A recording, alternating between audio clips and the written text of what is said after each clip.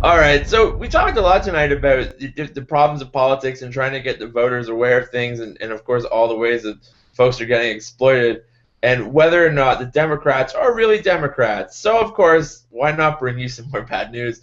This comes from an interesting piece from Vox, and it was taking a look at the Pew election research. This goes back to Haven's point of what we think of the taking the temperature of likely voters and then who that leaves out, et cetera, et cetera. But this was a post-election survey that included one finding. Most Republicans want their party to move to the right, and even Democrats are wanting a moderate direction, which of course means to the right.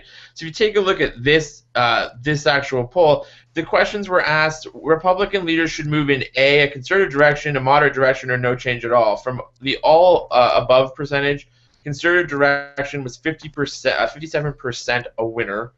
And then the Democrats, even you had 52% saying that they'd like the Democrats to move in a more moderate direction. If you take a look at that, I'm going to take this up for the panel. Starting with Haven, because you brought this up several times tonight, this is where I'm kind of coming at you from, and I understand your point earlier that we have to be very, very wary of public opinion. This is something that we bring up on Truth Mashup a lot. But there is that idea there that, like, do you not get worried that the right is winning the war of ideas? That this isn't just we're one like really smooth talking progressive away from being okay. That people are actually the right wing talking points and that are actually finding resonance in the population, and we're kind of losing the battle of moving the goalposts. No, I don't think that for a second, and here's why. Okay. First, when people take these polls, these are the same people that go out to vote. These are the same people who are well informed, who give a shit, who are looking for these polls because they're just dying to do it because they like to vote for shit. So I take these polls with a grain of salt because I know for a fact that it doesn't really depict actual public opinion. So it's like, I know, and I look at it this way: if we really wanted, if the country really wanted Democrats to be more moderate, then a person like Elizabeth Warren wouldn't get the fervor that she's been getting. People, when you see Warren make an appearance or Bernie Sanders make an appearance, people are excited. People are begging, dying. They're like ready to sell their bodies to ensure that these people are running for president. And these are not uber moderate people. I mean, they're not really crazy leftists either, but they're the most liberal that we have right now. Also, if you look at the midterm election, yes, the Republicans won a lot of seats, but if you look at the other laws that were being put forth that would be considered more liberal laws, as far as like gay marriage or legalization of marijuana, all of that is going through. So it's not necessarily that we want a more conservative government, because all actions, real actions, instead of just talk through polls, is showing the opposite. It's more of a question of, are we willing to put our money where our mouth is and actually show up? And that's one of the unfortunate things, is that the people that are on the left are so jaded and so apathetic and just worn down because they don't have a champion.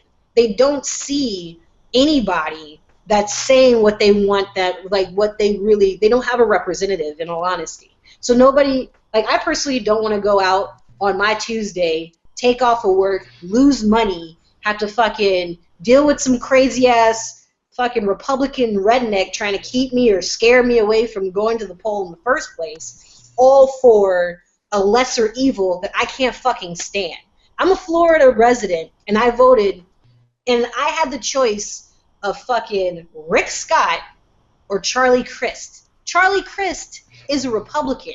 Sure, he's Democratic by name. This motherfucker's a Republican. That was my choice. And I don't know if you guys have noticed this, but I'm a rather radically minded person.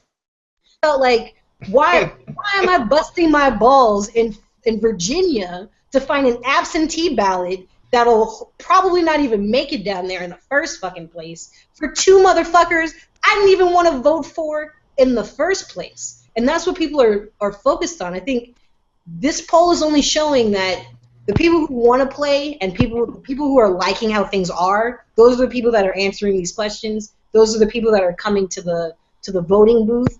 Everybody else is sitting the fuck out because they don't see their champion and they don't see any reason, fortunately. Well, this is a fault of ours too, on why they don't see their champion. Because here's why: we could, if we focused like TYT and Truth Mashup and TYT Community, focused on more libertarian even or Green Party candidates, even in the congressional levels. When Cenk did that debate, when he hosted that debate, did you notice that one of the top candidates didn't even show for the California debate?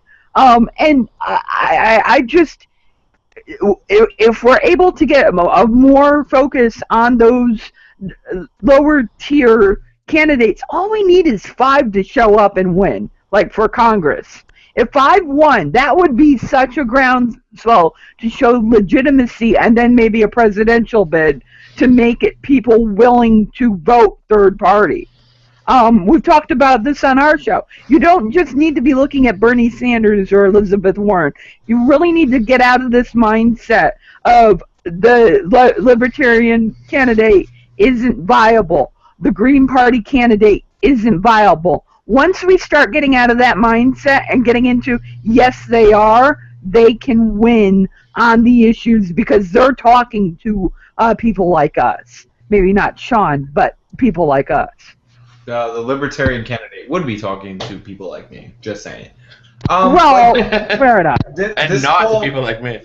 This poll is not surprising. The Republicans won overwhelmingly, and the exit polls from the people who majority voted Republican want the Republicans to move in a more conservative direction. But that being said, you have to understand the way the Republican mindset works. You think, a lot of liberals think that they're the only ones who say that the Democratic Party isn't liberal enough, and that the Republicans don't think the same thing. The Republicans think that the problems with George Bush were that he spent too much money, he did things like No Child Left Behind, he did so they are, when they say they want them to be more conservative, they're not saying they want them to be more Dick Cheney. They're saying they want them to be more fiscally restrained, maybe socially conservative, especially in this voting group because it was an older Republican demographic. But for the most part, they're trying to move the term, for the most part, the terms conservative, liberal, and moderate are meaningless because a moderate in Washington is a corporatist. A conservative in Washington is a corporatist. A liberal in Washington is somebody who's not a corporatist. A libertarian in Washington is somebody who's not a corporatist on the right side. They're not meaningful words to give to the public because the public they identify under a label and they think that label isn't more in line with themselves. If you ask them issue by issue, you'll see what they specifically mean by I want them to be more conservative. So these are general terms that are generally meaningless. I think. And then explain. I'm sorry. Go ahead. No, go ahead. Go ahead. And then explain to me how Dr. Gruber wasn't right. Americans are so stupid sometimes. The American electorate falls for this. We are so Charlie Brown going for the football every election, whether it's Republicans or Democrats. Charlie Crist flipped over, and I'm sorry, Haven. I'm tired of just saying, oh no, they're not. Because if they weren't, we'd show up, we'd vote for Green Party candidates, we'd vote for Libertarian candidates, and we'd kick the can with new players that speak to us and what we really want. But no, we keep falling for the same football play every time and kicking that ball, which is constantly the wrong ball. I have one thing about Rick Scott specifically. If people wanted a more conservative candidate in Florida, then maybe you shouldn't have voted for the guy who committed the biggest Medicare fraud in history.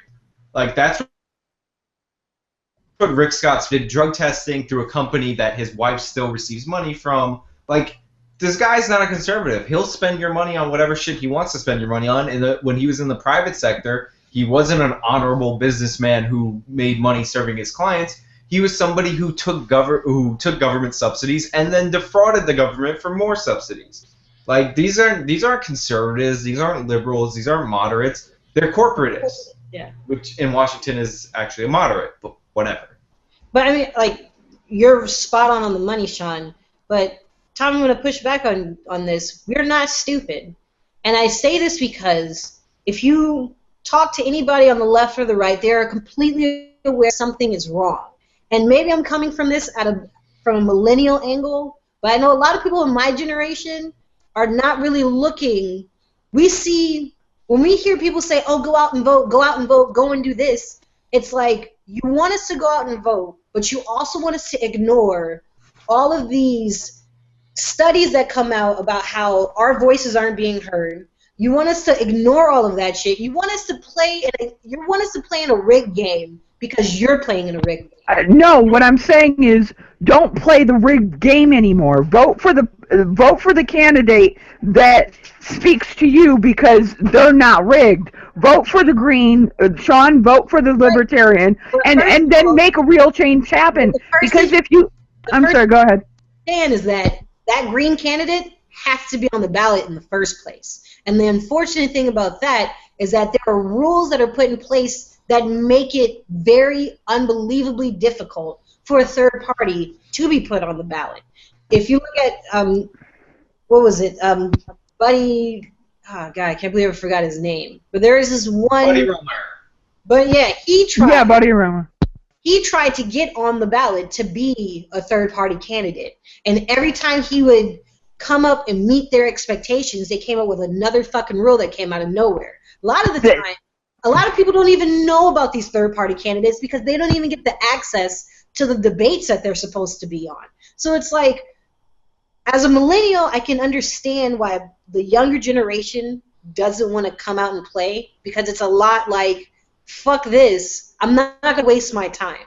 What I'm starting to see from my generation is that we're looking at getting what we need to get done outside of the apparatus, because we understand that it's more than just going out and voting, because the people that are being presented to us, by the time you're a superintendent, you're already beholden to somebody with money. So it's like we're already aware that we are up against a tremendous problem, and that's one of the things about Wolfpack, is that they're coming at this from a completely different angle than, oh, go out and vote for the guy who makes sure make you slick in the knickers.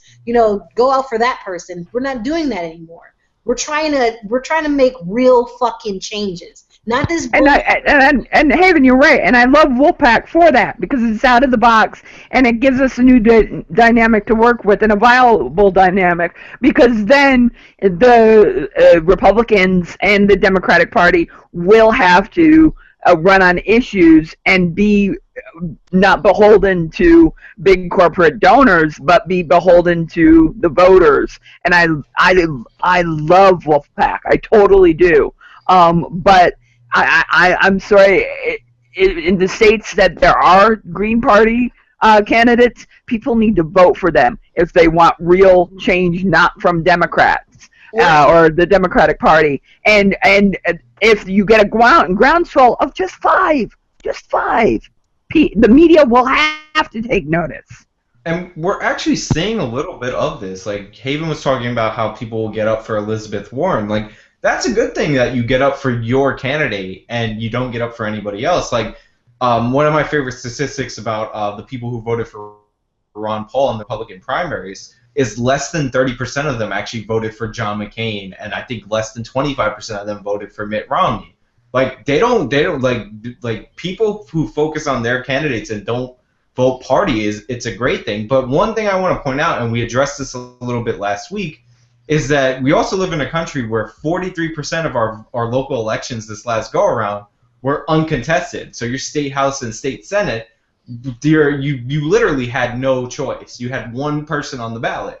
That's in 43% of the races last year. The only states that were the only state that was perfect with all contested races was Michigan.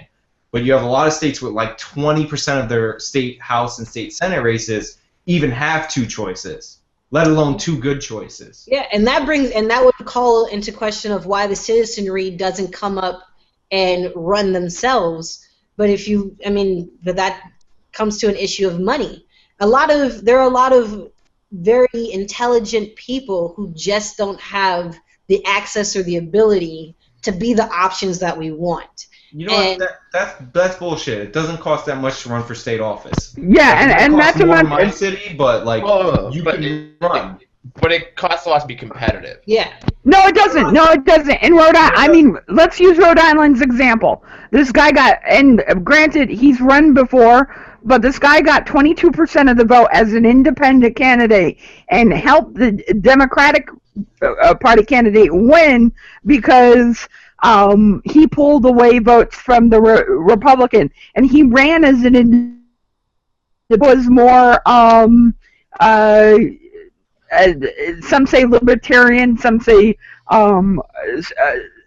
social, not socialist, but liberal. But he got 22%, and he ran on $37. Did he run? He ran to win, correct? He didn't run. Yeah, he ran to win. He ran to win. So if you want to win, and that's what we want people to win. That's the problem. Is that yeah, with $37, you sure as hell can go on that ballot and take away votes to help the bigger party that has a larger reach than everybody else. But you are going to have to be a contender, especially at the Senate and House level. There's no way for somebody like me. I mean, Twitter can only do so much for me. You guys can only do so much for me. I need my local news stations to put my message out there as well. If I have somebody who owns a car dealership who also has a couple people outside of the city or the county trying to help him drown out my voice, I can only walk and do door to door so fucking much. No, I don't agree. You're in a state where an 18-year-old took off her freshman year of college and kicked somebody's ass. Like in Maine, a grocery store clerk, Jen tells the story all the time, won on $310. Some of these districts and some of these states are tiny. Like they're thousands of people. Like you can physically meet everybody that would vote for you in these states. And I'd really like to push back just on this, and because this does drive me nuts, because I'm somebody who actually did these television shows up here on millennials before anybody wanted to talk about student debt, before anybody wanted to talk about why we're not getting asked, like, why don't they vote? Well, it's complicated. But now, a decade later almost, I'm a little bit tired of there are too many millennials that think we can change things outside the system. That's a lovely thought with rainbows and kittens, and I totally agree. Between elections, you should get your ass out there and do stuff. It's not just, hey, I can do something once every couple of years. But still, you've like the system, the purse strings, everything in Washington, in your states, here in Canada, from a provincial to a city level, even municipal level, it matters. It's this idea that we can just like, everything's not perfect, and there's not the magical left candidate that I want to vote for, so I refuse to like sort of deal with the lesser of two evils and then also push the goalposts between elections. It's a multi-pronged like attack that you're going to have to use if you want to change the system. One magical person is not going to do anything, and you're not going to get that candidate. Like, but millennials aren't waiting for one magical person, which is why they're not doing anything though. The solution. I don't want to play this as millennials, but the solution is that's going to happen outside. That's really frustrating me. I think it will, because the problems. It can't. Voting for a candidate is not. It's a Band-Aid. To get somebody that you like, it's a Band-Aid. There are systematic issues. Sure. There's a systematic structure. So in order for that to change, you have to change the culture. How? We're living in a country right now where we are all about individualism.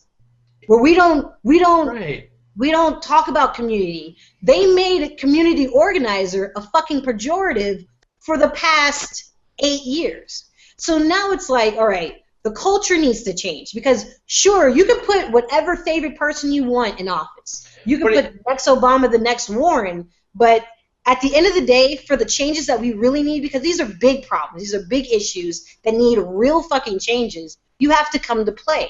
And in order to do that, you have to change the culture.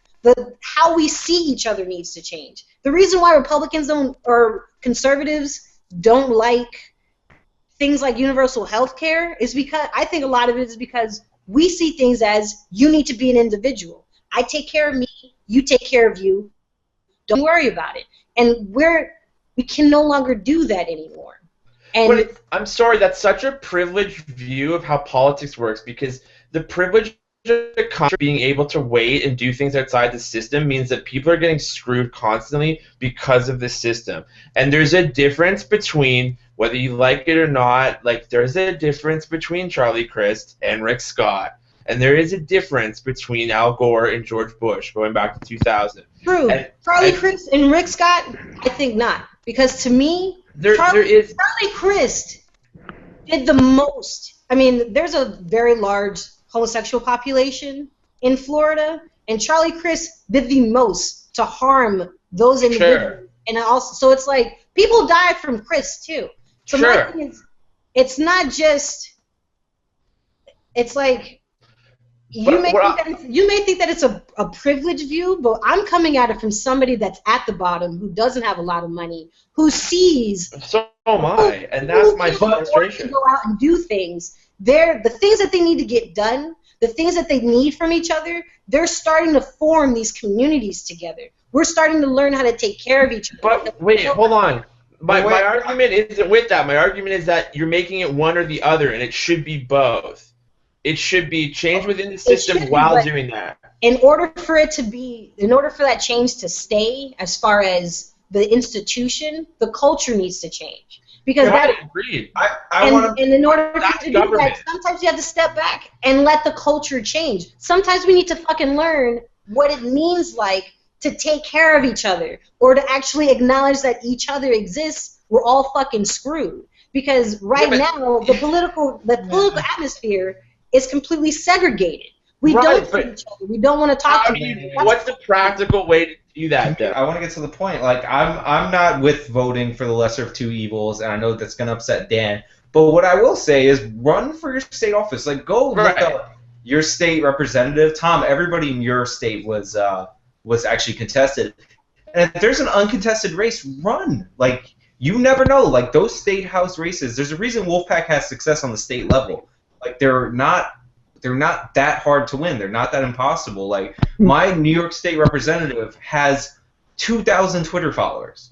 Like, that's it. That's it. She's a fucking paper tiger.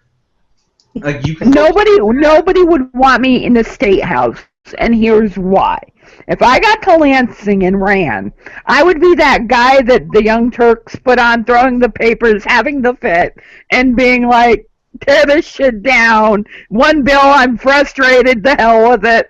I'd be that guy every time we met. Nobody wants me running for that.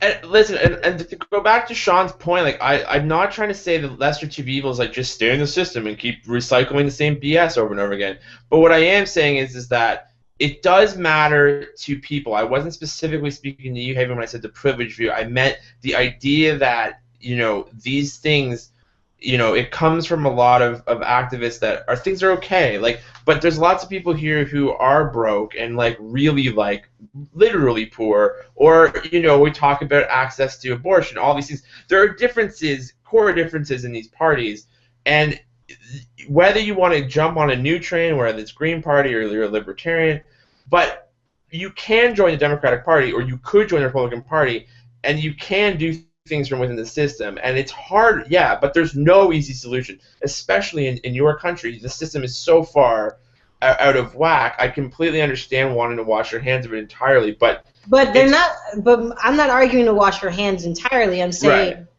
now is the time to be inventive. Yes, go run. If you think that you can win, go for it. Right.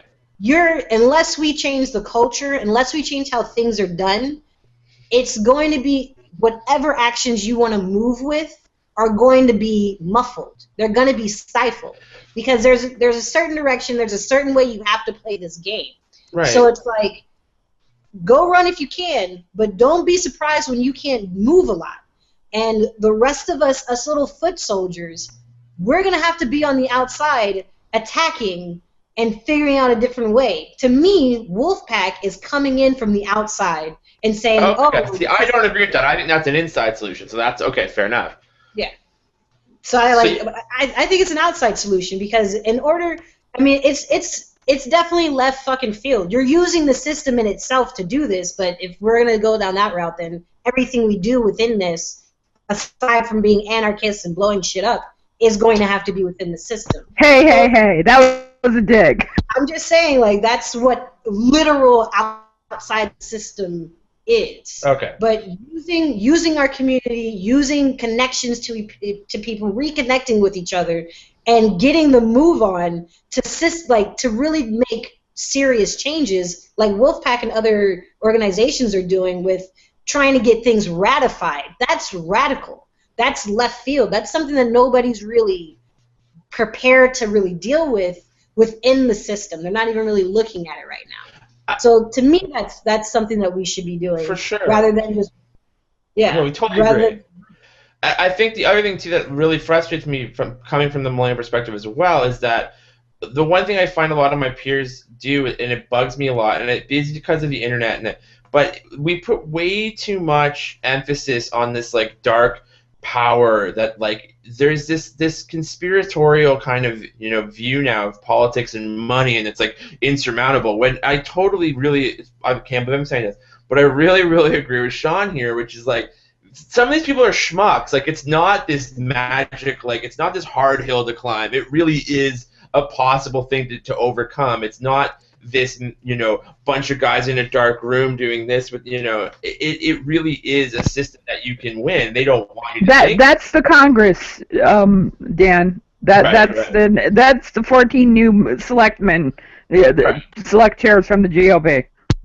Right. I mean, I totally see where you're coming from, Dan. My whole thing is that, yes, some of these people are schmucks, but we had George Bush, and we were totally aware that he was not running shit in that administration. So if even the president can be a puppet to something, we are fully aware that you can be too, and there's only so far you can get where you're allowed to do certain things that ruffle certain feathers before they fucking cockblock you.